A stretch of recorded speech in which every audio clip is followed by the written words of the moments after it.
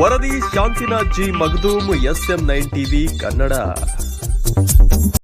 ಜೈ ಭವಾನಿ ನವರಾತ್ರಿ ಉತ್ಸವ ಮಂಡಳ ಬಸವನಗುಡಿ ಬಜಾರ್ ರೋಡ್ ಹುಕ್ಕೇರಿ.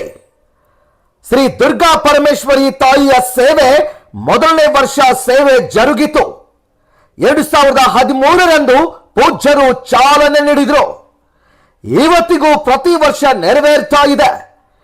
ಇವತ್ತಿಗೆ 12 ವರ್ಷ ಜರುಗಿತು. 13ನೇ ವರ್ಷದ ಮುನ್ನಡೆ ಚಾಲನೆ ನಡೆದಿದೆ. ಇದರಂತೆ ತಾಯಿಯ ಆಶೀರ್ವಾದದೊಂದಿಗೆ ಸದಾಕಾಲ ಬಯಸುತ್ತೇವೆ.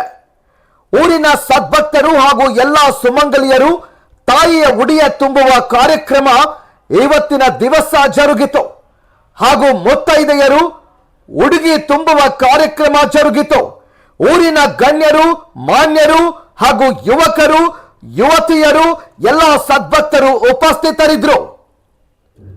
ಜೈ ಭವಾನಿ ನವರಾತ್ರಿ ಉತ್ಸವ ಮಂಡಳಿಯಿಂದ ಈ ಕಾರ್ಯಕ್ರಮ ನೆರವೇರಿತು.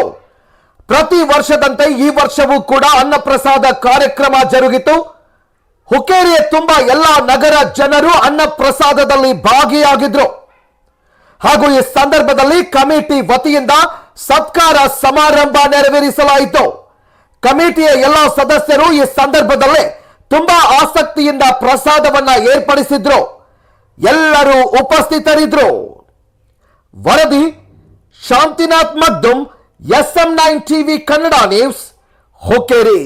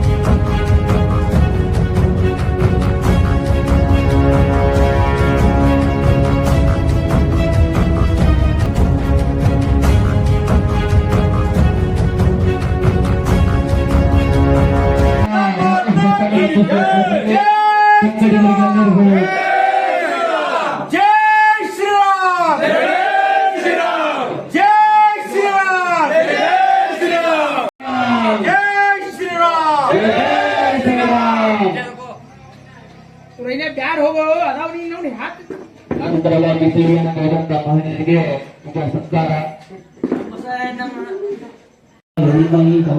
ಪ್ರಚೋದಯಾತ್.